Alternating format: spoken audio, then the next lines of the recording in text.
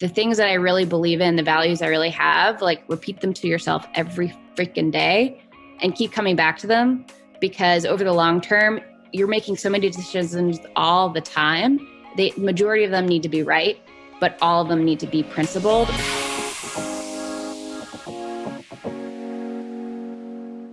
Hi, welcome back to the Badass CEO. This is your host, Mimi McLean, and today we have on Marcela Sapone, and she is the CEO and co-founder of Alfred. She launched Alfred with a mission to help make a universal utility in every home. And since 2014, under her leadership, Alfred has expanded to serve more than 135,000 residents in 44 cities across the United States and Canada. She has been named as Fast Company's top 50 most innovative companies in 2018, 19, and 20.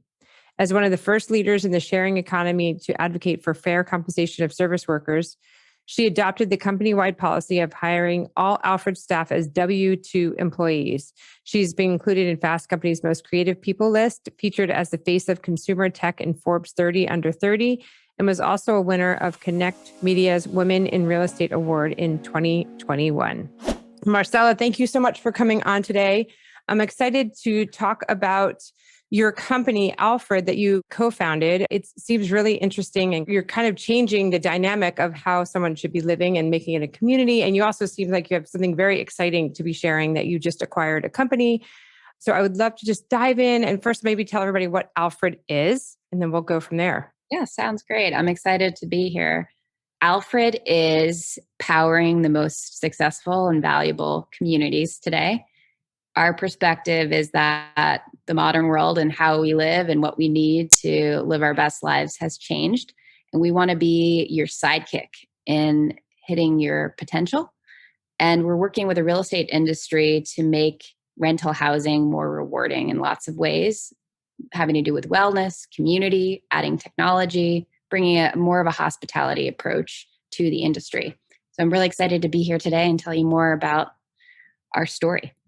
That's great. Now, I couldn't clarify when I was looking on your website. Is it mostly just apartment buildings at this point, or housing communities, or? So we focus on a category in rental that is anything that's managed. And it can be a group of houses that are actually single family rental. It can be a garden community, oftentimes that have some kind of shared amenity space. It can be mid-rise buildings, high-rise buildings, which you're kind of used to in kind of New York and LA. But more and more communities that are being managed from a rental perspective, as this kind of the shift of homeownership is changing in the US. And now over 40% of the US population is renting, and they're renting for longer.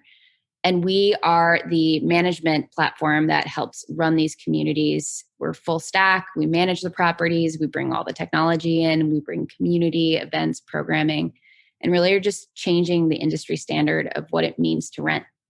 Yeah.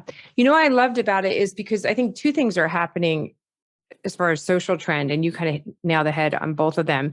One is that we're lacking community because we're like all in our house because of COVID, and we're on social media. We don't have the interaction of knowing your neighbor, having something to do with somebody else, right? So you're offering that. And then two, we also are all lacking time and like finding the right person to help you with cleaning, laundry, to-do tasks. Like you do that as well. So you're saving people time, but also that extra time you're allowing them to go do something fun and connect with other people. Yeah, that's really been our mission. So when we started the business out of business school, we were reflecting on our own lives. And my co-founder and I had been really aggressively pursuing what we would call a rock star career. So we're working 100-hour work weeks. We were strategy consultants, and we were working in finance on Wall Street.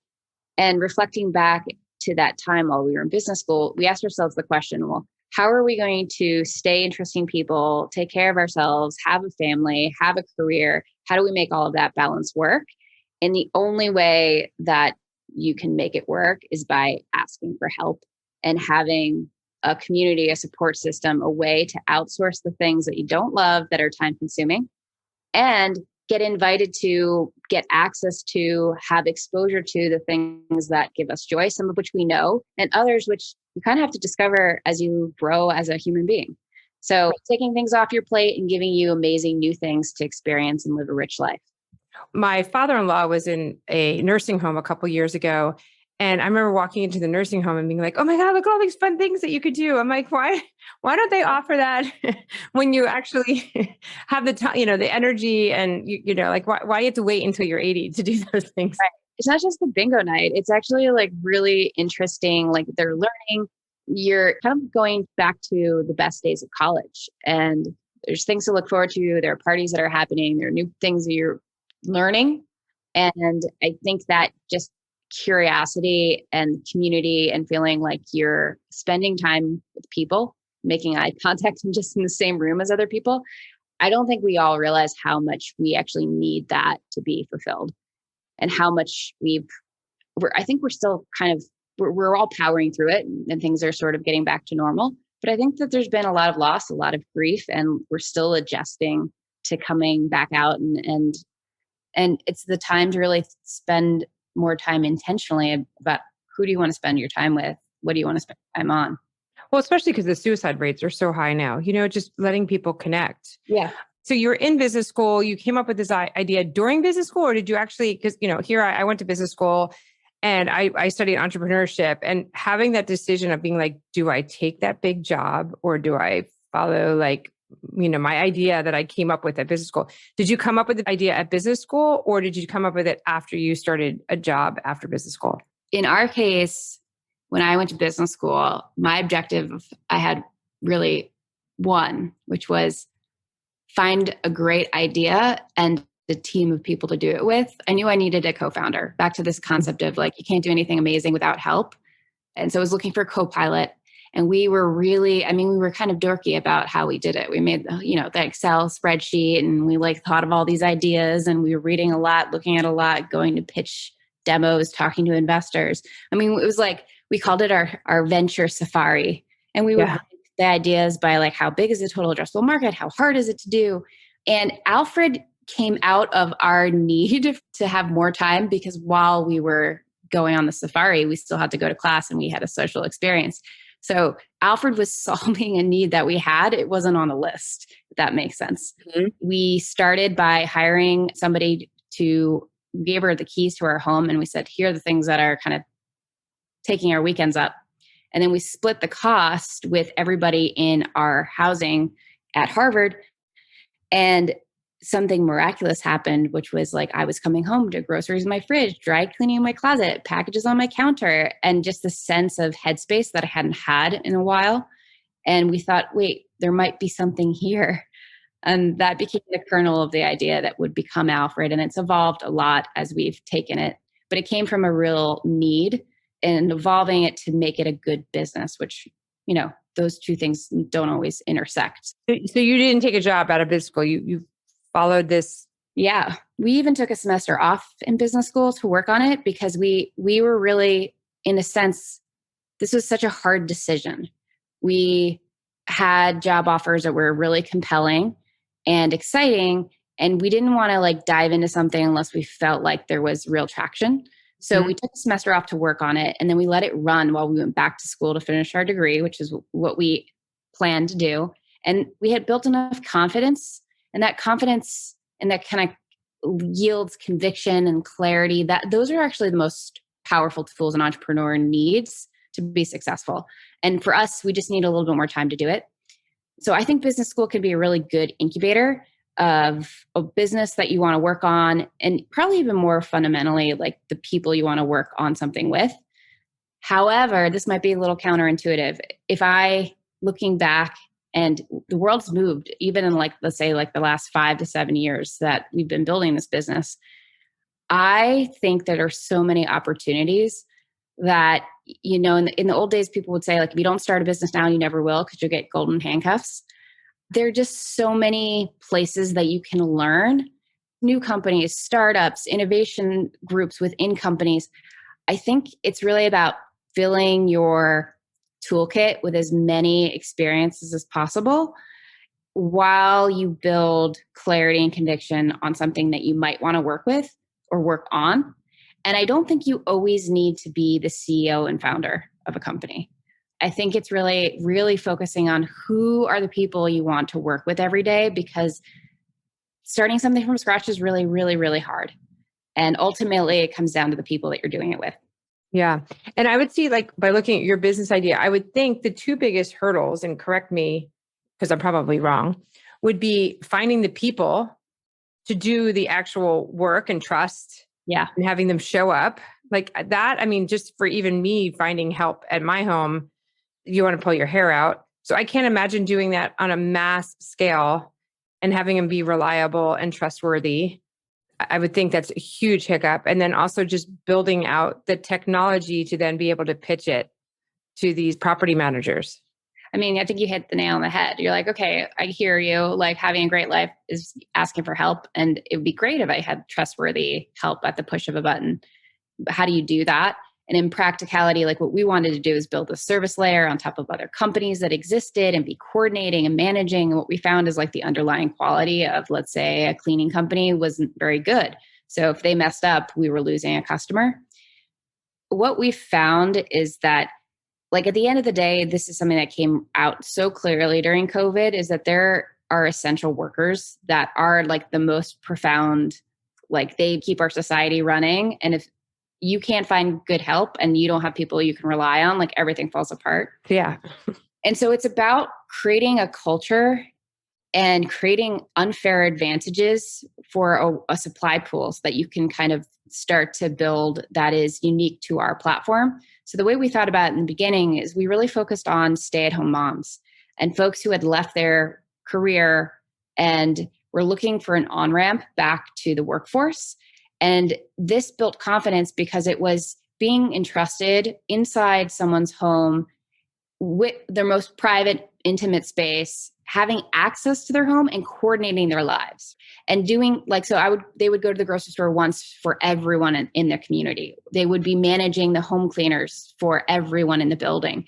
And there's a sense of, like, logistics and pride, but also, like, confidence that this is something that I can do. Mm-hmm. And what we found is that many of them have been promoted through the ranks in our company. So there's, I think, more than 70% of our company is female, which is pretty amazing. Yeah. Now, as we've grown, that was just our approach to, like, really taking this hypothesis that, like, yes, you can have a really amazing trained workforce and you can scale it and it can be a great business. But the way that we've looked at the world is, like, there are all these property management companies across the US managing $640 billion worth of, that's the size of just the management industry in the US today.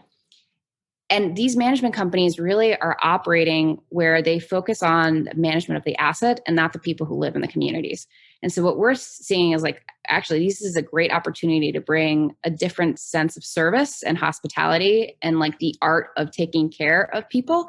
And so transforming the jobs from being kind of monotonous and not fulfilling to completely focused on the consumer and the resident, and using technology to do all the manual things that they were doing in the past. We're taking an entire industry and saying, let's make these jobs really rewarding and interesting. And if you work for Alfred, you're going to get paid more and you're going to be respected, because we care about career paths. Like I just mentioned, that's been a key part of, like, having this unfair labor advantage or workforce that you can trust. So you're trying to partner with the property managers, but now you've bought a property management company. So now you're trying to become the property manager. So is there going to be a conflict between, like, people are going to be like, well, I don't want to let you in because then you're going to take my property management position. I mean, I think it goes back to what we were doing when we first started the company. It's like, you have to put yourself in the customer's shoes. So by being a manager ourselves, we actually really deeply understand all of the ins and outs and, like, the complexity, like, the details really matter in this business.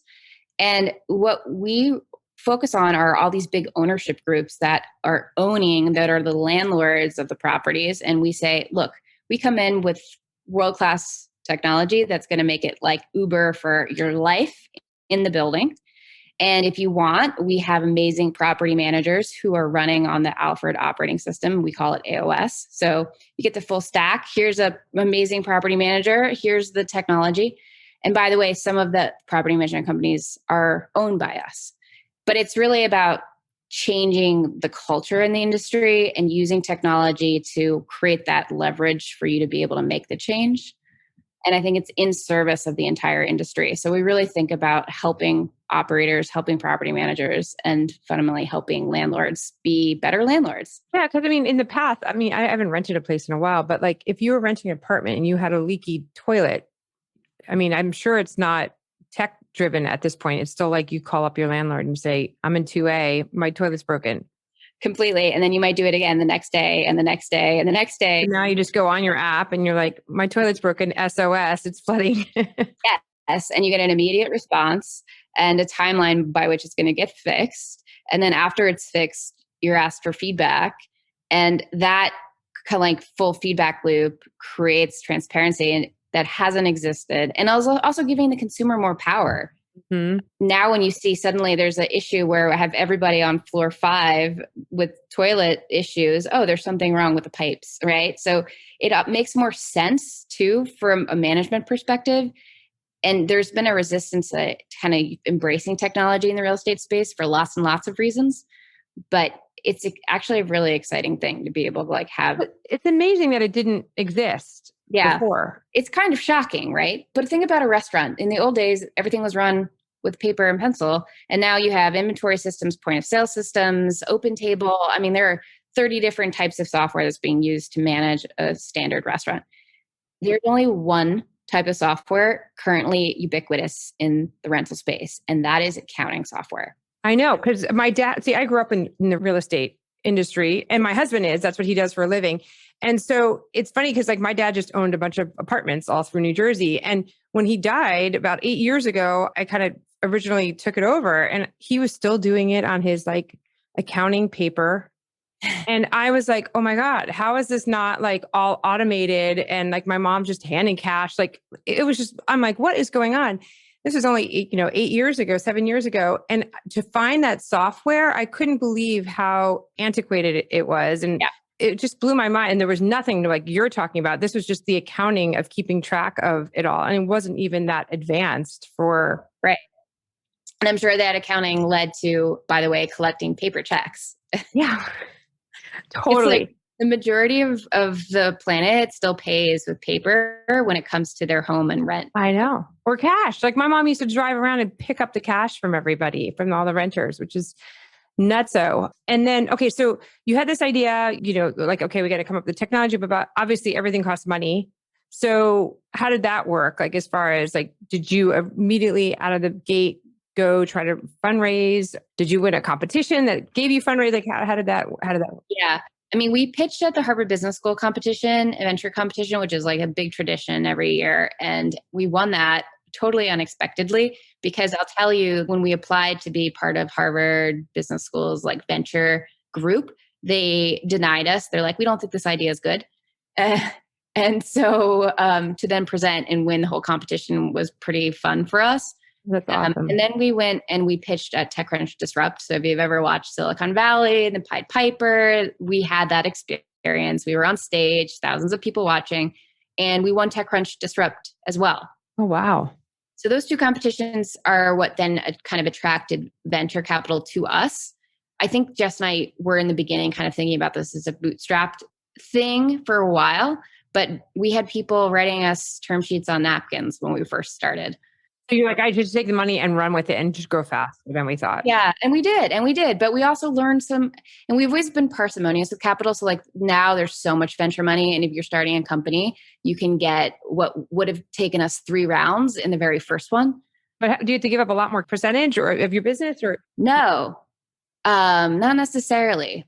But it's also a much more crowded space. There's so many people who have ideas, and it's actually not that easy to get funding. But people, VCs and private equity are willing to come in earlier now than, because we've done a lot of angel investing, and now you're almost competing with VCs or bigger companies. They never used to touch that stuff. That's right. Everyone's going younger, so to speak. Yeah. What would you say, looking back, you wish you knew when you started back in business school? What's interesting is like, things, them in your gut and them intellectually. And then like they get pressure tests in lots of different variants. And you have to just keep coming back to what you know and your why, and reaffirming principle-based decisions for why you do things.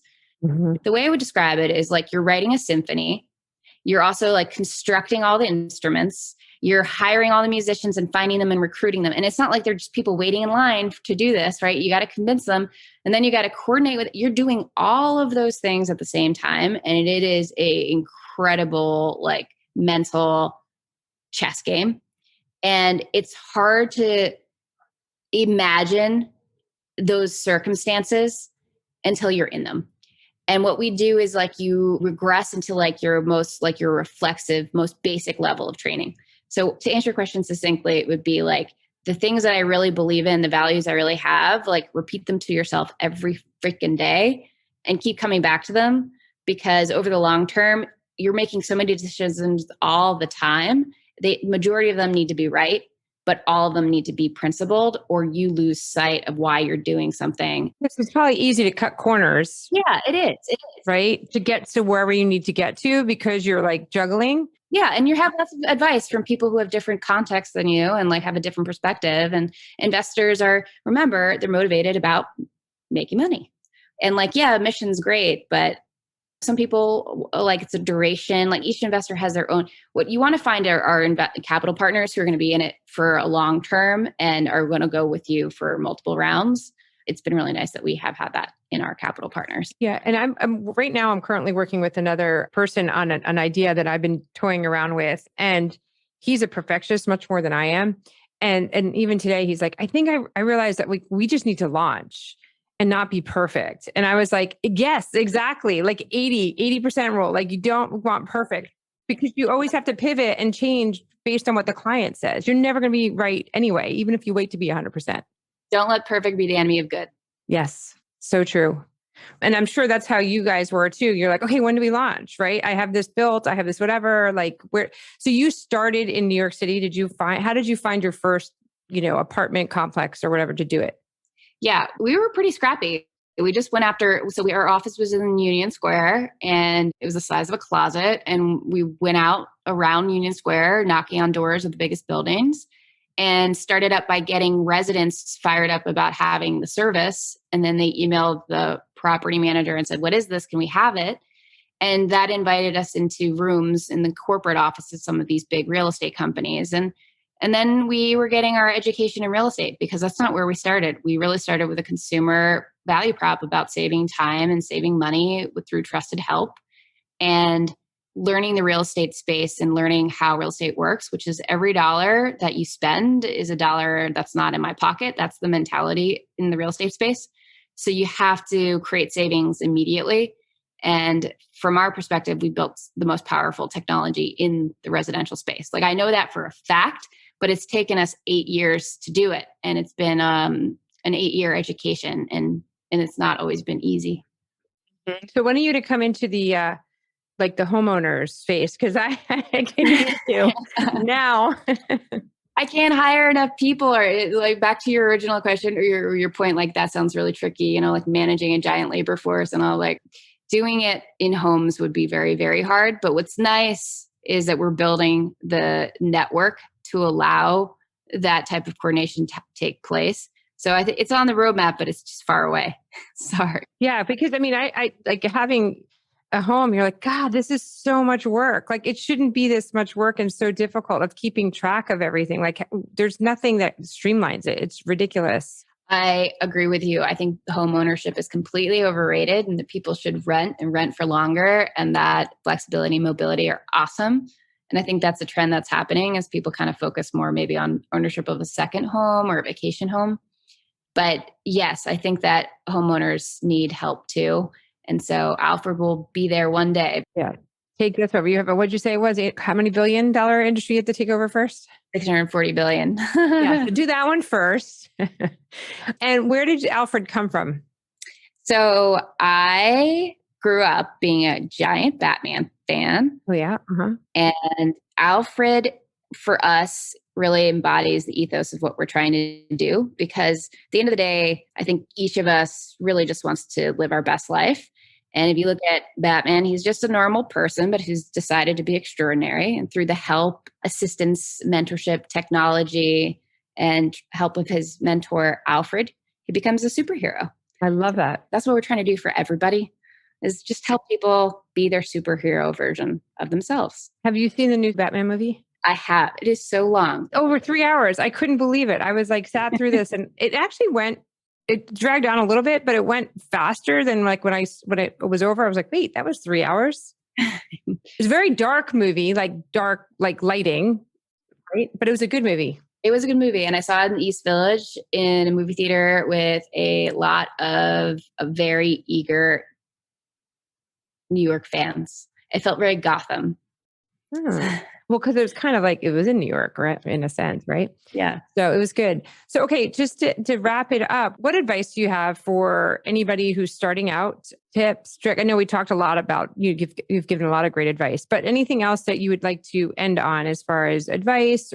Run, don't start a business, or, go get a job, or I wish, do this or do that, or. Yeah. Okay. Number one, and I'm not very good at this, which is always the thing about advice. It's like you have to have a short list of people that you admire and look up to.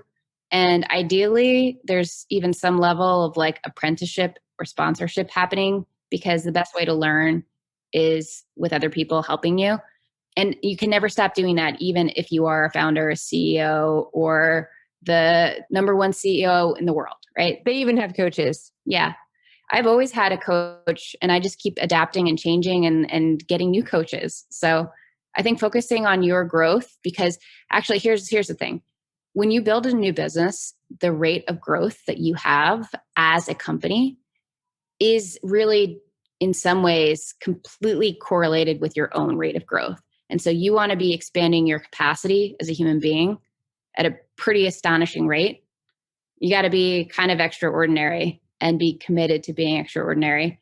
And my advice on doing that is to get help and to have people who are helping you along the way, like coaches and friends and mentors and sponsors. And it helps you stay accountable to that and stay inspired. Yeah, that's great. That's great. I mean, mentors, I wrote a book in the fall, and one of the points that I brought up was that women don't get enough mentors. Yeah. I think it was high 70% of men have mentors throughout their career.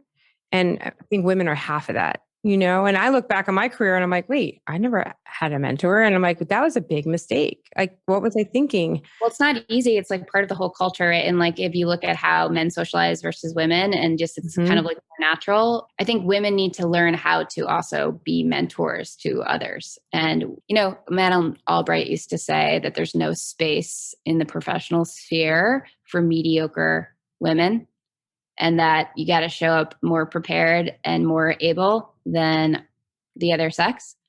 I think that's true. So we're all working extra, but we do need to find time to like bring everybody along for the ride. And it's really satisfying.